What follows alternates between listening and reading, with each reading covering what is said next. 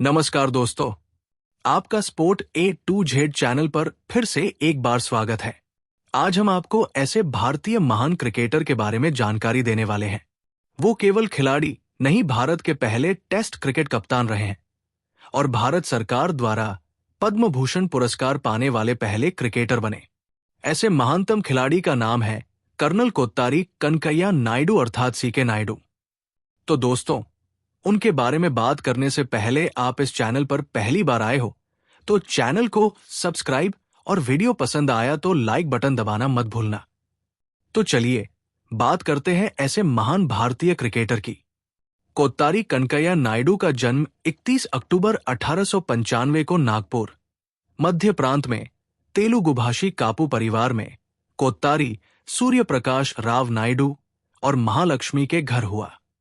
1896 में सैनिकों और नायडू क्लब 11 के बीच खेले गए एक क्रिकेट मैच के दौरान नायडू के दादा नारायण स्वामी ने अपने पोते के जन्म को चिन्हित करने के लिए तांबे के सिक्के वितरित किए। CK नायडू 4 भाइयों में सबसे बड़े थे। नायडू ने 7 साल की उम्र में स्कूल की टीम में खेलना शुरू कर दिया और एक उज्जवल भविष्य की संभावना दिखाई। उन्होंने Saint Francis de Sales high school में पढ़ाई की और बाद में हिस्लॉप कॉलेज में दाखिला लिया।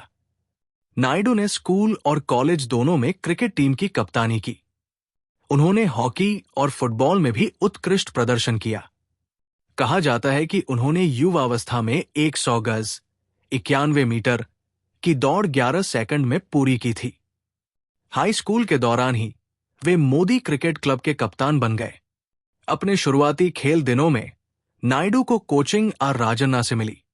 शुरुआत में नायडू एक रक्षात्मक बल्लेबाज थे, लेकिन उनके पिता सूर्य प्रकाश राव ने उनका दृष्टिकोण बदल दिया और उन्हें आक्रामक बल्लेबाजी के लिए प्रोत्साहित किया। पारिवारिक इतिहास। CK नायडू के पूर्वज आंध्र प्रदेश के कृष्णा जिले के मछलीपट्टनम में स्थित कापू समुदाय से संबंधित थे। नायडू के परदादा मछलीपट्टनम से हैदराबाद चले गए, जहां उन्होंने हैदराबाद के निजाम के अनुवादक के रूप में काम किया। नायडू के दादा कोत्तारी नारायण स्वामी नायडू नागपुर में बस गए। नारायण स्वामी ने वहां कानून की पढ़ाई की और शहर में एक प्रसिद्ध वकील बन गए।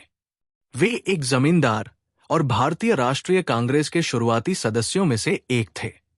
नारायण स्वामी इतने समृद्ध थे कि उन्होंने अपने दोनों पुत्रों को उच्च शिक्षा के लिए इंग्लैंड भेजा। छोटे पुत्र सूर्य प्रकाश राव नायडू, जो CK नायडू के पिता थे, ने कैम्ब्रिज विश्वविद्यालय में कानून की पढ़ाई की, जहां वे रणजीत सिंह के समकालीन थे। बाद में वे नागपुर लौट आए और वहां वकील के रूप में अभ्यास किया। इंग्लैंड से लौटने के बाद वे क्रिकेट का खेल भी नागपुर लेकर आए। नायडू परिवार को नागपुर में क्रिकेट के प्रारंभिक प्रवर्तक माना जाता है। सूर्य प्रकाश राव ने कुछ वर्षों तक होलकर राज्य के उच्च न्यायालय में न्यायाधीश के रूप में भी कार्य किया। उनके 4 पुत्र और 2 पुत्रियां थी। प्रारंभिक करियर। नायडू ने प्रथम श्रेणी क्रिकेट में पदार्पण 1916 में बॉम्बे क्वाड्रैंगुलर में किया। हिंदू टीम की ओर से यूरोपियनों के खिलाफ खेलते हुए वे नंबर 9 पर बल्लेबाजी करने आए, जब उनकी टीम 79 पर 7 विकेट खोकर संघर्ष कर रही थी। उनका पहला स्कोरिंग शॉट एक छक्का था। हालांकि वे दोनों पारियों में कुल 37 रन ही बना सके। पहली पारी में 27 और दूसरी में 10। गेंदबाजी में उन्होंने 97 रन देकर 4 विकेट लिए। 1917 में उन्होंने बॉम्बे क्वाड्रैंगुलर के फाइनल में पारसियों के खिलाफ नाबाद 80 रन बनाए। 1918 में उन्होंने बॉम्बे में लॉर्ड विलिंगडन की इंग्लैंड टीम के खिलाफ भारतीय 11 की ओर से खेलते हुए अपना पहला शतक लगाया। उन्होंने 122 रन बनाए और मेजबान टीम ने एक पारी से जीत दर्ज की। 1919 में उन्होंने सेंट्रल प्रोविंसेस और 1920 में मद्रास का प्रतिनिधित्व किया। अगले कुछ वर्षों में उनकी लगातार आक्रामक बल्लेबाजी भारतीय क्रिकेट लोक कथाओं का हिस्सा बन गई। दिसंबर 1920 में उन्होंने मद्रास में यूरोपियनों के खिलाफ 120 रन बनाए। उनके द्वारा लगाया गया एक छक्का चेपॉक के मैदान की सीमा पार करते हुए 50 गज 46 मीटर दूर जा गिरा। इस छक्के की अनुमानित दूरी लगभग 150 गज 140 मीटर थी। एमसीसी के खिलाफ पारी, एक ऐसी पारी जिसने क्षेत्र रक्षकों को भयभीत कर दिया, सबकी आंखों को चकाचौंध कर दिया। इसने बल्लेबाजी विज्ञान और तर्क के सभी नियम तोड़ दिए और भीड़ को आश्चर्य और प्रसन्नता में डाल दिया। बेरी सर्वाधिकारी नायडू की 153 रनों की पारी पर सी के नायडू ने एक 9-2-6 27 में बॉम्बे जिमखाना में हिंदुओं की ओर से खेलते हुए आर्थर गिलिगन की अगुवाई वाली मैरिलेबोन क्रिकेट क्लब एमसीसी के खिलाफ 153 रनों की शानदार पारी खेली। ये पारी उन्होंने 116 मिनट में खेली। एमसीसी के गेंदबाजी आक्रमण में मॉरिस टेट, जॉर्ज गेरी और बॉब वाइट जैसे खिलाड़ी शामिल थे। नायडू ने मात्र 65 मिनट में शतक पूरा किया। इस पारी में 11 छक्के शामिल थे, जो प्रथम श्रेणी क्रिकेट में एक नया विश्व रिकॉर्ड था। आंकड़ों के अनुसार नायडू ने 50 तक पहुंचने के लिए 16 गेंदों का उपयोग किया, शतक तक पहुंचने के लिए 17 और अपने अंतिम स्कोर तक पहुंचने के लिए 16। एमसीसी ने इस शानदार पारी के लिए नायडू को एक रजत बल्ला भेंट किया।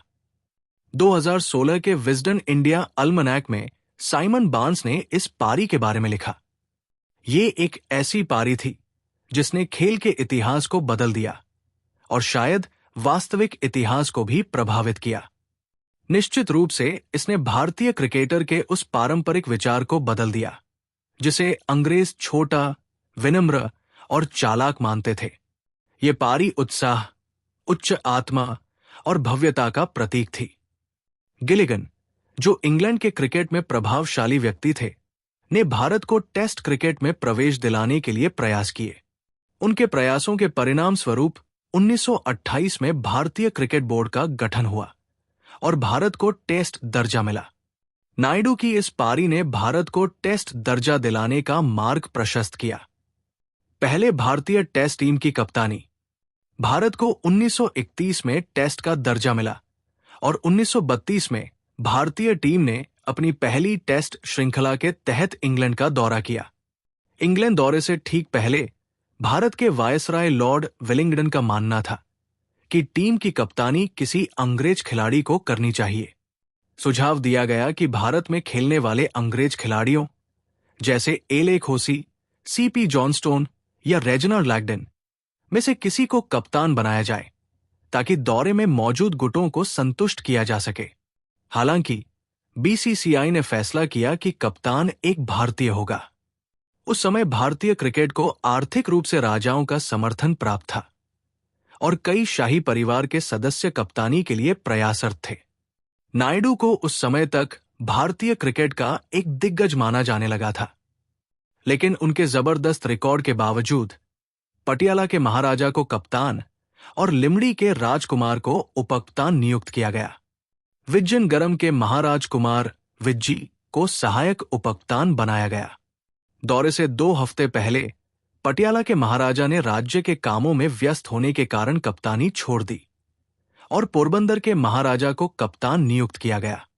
विज्जी ने भी स्वास्थ्य और फॉर्म के कारण दौरे से हटने की घोषणा की। पोरबंदर के महाराजा ने इंग्लैंड दौरे के दौरान कप्तानी छोड़ दी और ये जिम्मेदारी लिमड़ी के राजकुमार को सौंपी गई, लेकिन वे पहले टेस्ट से ठीक पहले घायल हो गए। अंततः कप्तानी नायडू को सौंप दी गई। हालांकि कुछ भारतीय खिलाड़ियों ने इस फैसले का विरोध किया। आधी रात को उन्होंने दौरे के कप्तान पोरबंदर के महाराजा को जगाया और कहा कि वे केवल शाही परिवार के सदस्य की कप्तानी में खेलना चाहते हैं, न कि नायडू जैसे सामान्य व्यक्ति के नेतृत्व में। भारत में अधिकारियों से संदेशों का आदान प्रदान हुआ और पटियाला के महाराजा ने खिलाड़ियों को नायडू की कप्तानी स्वीकार करने का आदेश दिया। इस प्रकार नायडू भारत की राष्ट्रीय क्रिकेट टीम के पहले टेस्ट कप्तान बने। टेस्ट पदार्पण के समय उनकी उम्र 36 साल थी। फील्डिंग के दौरान हाथ में चोट के बावजूद उन्होंने पहली पारी में सबसे ज्यादा 40 रन बनाए। उन्होंने डगलस जार्डिन और एडी पेंटर के अहम विकेट भी लिए। द क्रिकेटर ने नायडू की गेंदबाजी के बारे में लिखा, नायडू एक चतुर गेंदबाज है। मध्यम गति की गेंदबाजी में वे गेंद को हवा में लहराते हैं, उसे स्पिन करा सकते हैं और तेज गेंद भी डाल सकते हैं। इंग्लैंड दौरे का प्रदर्शन। दौरे की शुरुआत में नायडू ने लॉर्ड्स पर अपने पहले ही मैच में 118 रन की नाबाद पारी खेली। पूरे दौरे में उनका प्रदर्शन शानदार रहा। उन्होंने 1618 रन बनाए, जिसमें 5 शतक शामिल थे और उनका औसत 40 से अधिक रहा। गेंदबाजी में उन्होंने 65 विकेट लिए, जिनमें से सर्वश्रेष्ठ प्रदर्शन लीसेस्टरशायर के खिलाफ 21 रन देकर 5 विकेट का था। दौरे पर सिर्फ मोहम्मद निसार और अमर सिंह ने नायडू से ज्यादा विकेट लिए। एजबेस्टन में उनके द्वारा लगाया गया एक छक्का इतना ऊंचा था कि यह काउंटी की सीमा पार कर री नदी को पार कर गया, जो वॉरिकशायर और वॉर्सेस्टरशायर की सीमा बनाती थी। कुल मिलाकर इस दौरे में भारत ने 26 मैच खेले, जिनमें 9 जीते, 9 हारे और 8 ड्रा रहे। नायडू के नेतृत्व और उनके ऑलराउंड प्रदर्शन की वजह से विजडन ने उन्हें 1933 के लिए अपने 5 क्रिकेटर्स ऑफ द ईयर में से एक चुना। इस सम्मान को प्राप्त करने वाले नायडू पहले भारतीय खिलाड़ी थे। नायडू का 1936 का इंग्लैंड दौरा। नायडू 1936 में इंग्लैंड दौरे पर गई भारतीय टीम का भी हिस्सा थे। हालांकि इस बार कप्तानी महाराज कुमार विज्जनगरम विज्जी को दी गई, जो इसे लॉबिंग और राजनीतिक जोड़तोड़ के जरिए प्राप्त करने में सफल रहे। नायडू ने इस दौरे पर अपना आखिरी टेस्ट मैच खेला। उस मैच में गबी एलन की एक दर्दनाक चोट के बावजूद उन्होंने 81 रन बनाए, जो उनके टेस्ट करियर का सर्वाधिक स्कोर था। पूरे दौरे में उन्होंने 1102 रन बनाए, औसतन 26 से अधिक और 31.78 की औसत से 51 विकेट लिए। विजडन ने उनके प्रदर्शन पर टिप्पणी की, पिछले इंग्लैंड दौरे पर इतनी शानदार सफलता के बाद इस बार नायडू ने खुद को और अपने प्रशंसकों को निराश किया।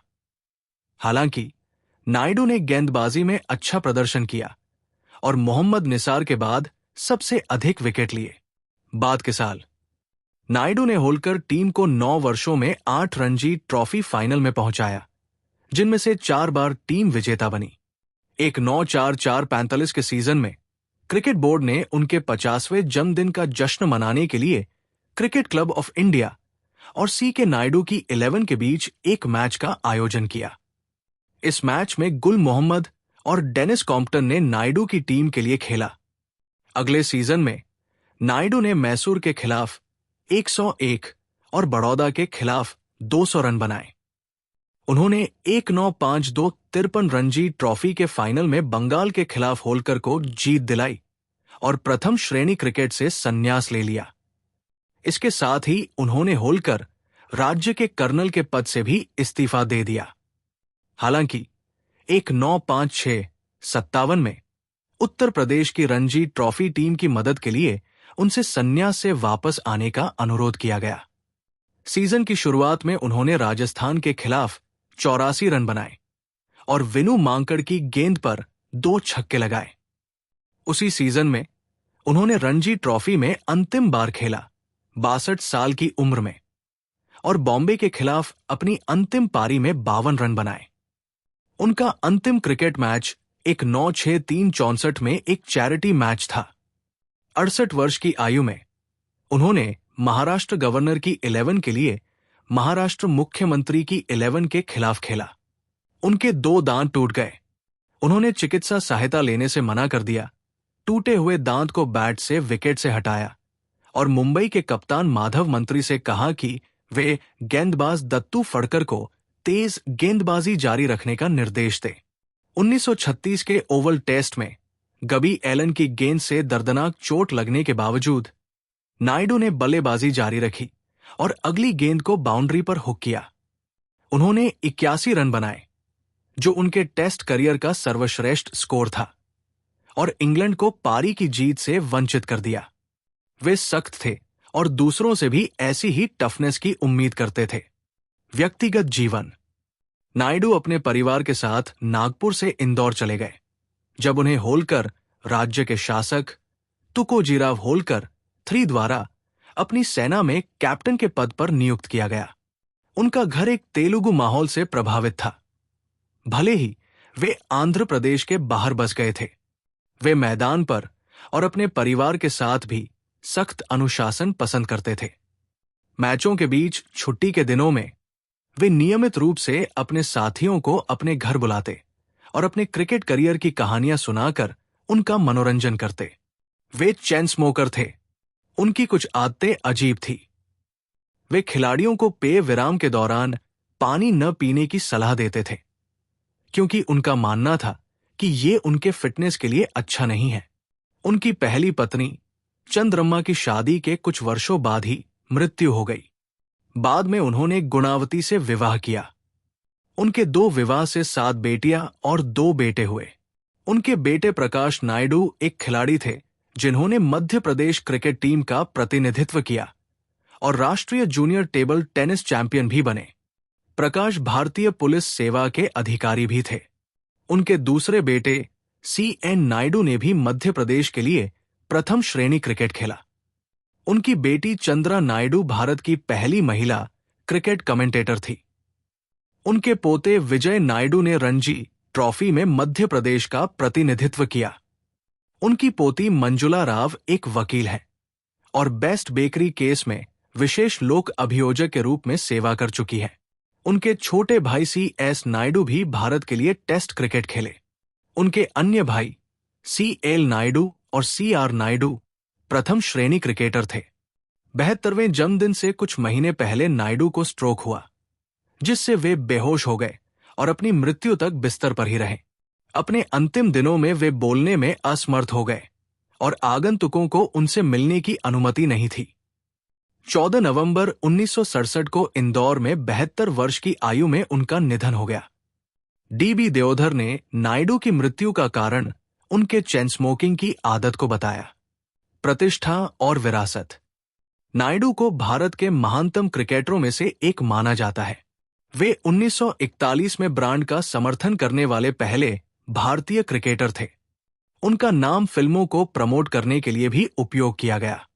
वी शांताराम की फिल्म दुनिया ना माने 1937 के विज्ञापनों में नायडू का नाम शामिल था।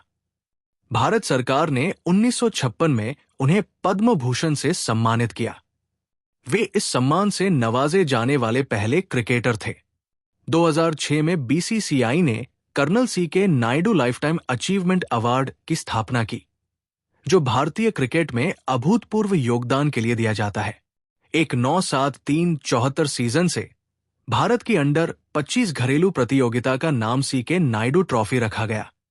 क्रिकेट क्लब ऑफ इंडिया के एक बैंक्वेट हॉल का नाम भी उनके नाम पर रखा गया है। 2014 में उन्हें Wisden India hall of fame में शामिल किया गया। नायडू के जन्म स्थान नागपुर में उनके नाम पर एक सड़क का नाम रखा गया है और विदर्भ क्रिकेट एसोसिएशन मैदान के परिसर में उनकी कांस्य प्रतिमा स्थापित है। इंदौर के नेहरू स्टेडियम के मुख्य प्रवेश द्वार के बाहर उनकी एक प्रतिमा है। 2023 में होलकर स्टेडियम इंदौर में भी उनकी एक प्रतिमा स्थापित की गई। उनके पैतृक नगर मछलीपट्टनम में उनके नाम पर एक सड़क का नामकरण तत्कालीन आंध्र प्रदेश के मुख्यमंत्री कासु ब्रह्मानंद रेड्डी ने किया। 2018 में पूर्व भारतीय टीम के कप्तान अनिल कुंबले ने मछलीपट्टनम में नायडू की एक प्रतिमा का उद्घाटन किया। 4 अप्रैल 2005 को विशाखापट्टनम के ACAVDCA स्टेडियम के प्रवेश द्वार के पास नायडू की कांस्य प्रतिमा द कोलोसस ऑफ क्रिकेट का अनावरण किया गया। क्रिकेट इतिहासकार रामचंद्र गुहा ने नायडू को भारत का पहला महान क्रिकेटर कहा। 2001 में गुहा ने उन्हें उन 11 महान भारतीय क्रिकेटरों की टीम में शामिल किया जिनकी लोकप्रियता सेवानिवृत्ति के बाद भी बनी रही। नायडू को इस टीम का कप्तान भी चुना गया। कई अन्य टिप्पणीकारों ने उन्हें भारत के पहले क्रिकेट सुपरस्टार और भारत के पहले विश्वस्तरीय क्रिकेटर के रूप में वर्णित किया है। खेल पत्रकार डिकी रुतनागुर ने लिखा कि जब लोगों को पता चलता कि CK नायडू क्रीज पर आ गए हैं, तो स्कूल के छात्र अपनी कक्षाएं छोड़ देते थे और व्यापारी अपना व्यापार रोक देते थे। सैयद मुश्ताक अली ने उन्हें अब तक के सबसे अच्छे कप्तान के रूप में दर्जा दिया, जिनके नेतृत्व में उन्होंने खेला। रवि चतुर्वेदी ने लिखा, उनकी लयात्मक शैली ने उन्हें देश के महानतम खिलाड़ियों में से एक बना दिया। उन्होंने इस खेल को बैले की गरिमा दी, जिसे दर्शकों ने सराहा, जबकि वे इसे एक मुकाबले के रूप में देखते थे। वसंत राय जी ने नायडू को भारतीय क्रिकेट का शाहशाह कहा। तो दोस्तों, ये जानकारी कैसी लगी ये आप कमेंट करके बताइए और चैनल को सब्सक्राइब करना मत भूलिए।